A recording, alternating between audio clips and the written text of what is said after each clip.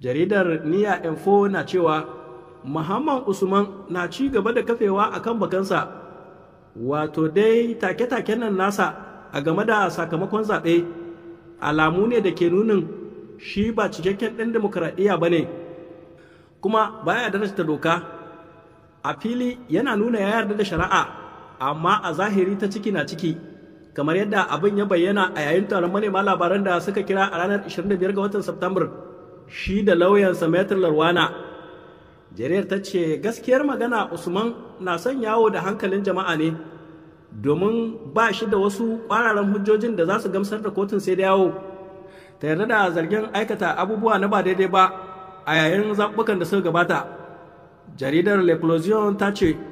Muhammad Usman ba zai taɓa yarda a ƙwace masa nasarar da ya samu a zaɓe ba, kamar yadda lauyansa Maitre Larwana Abdurrahman ya bayyana a taron muhawarar da ya kira da zummar sanar da magoya bayan jam'iyyar RDR canji,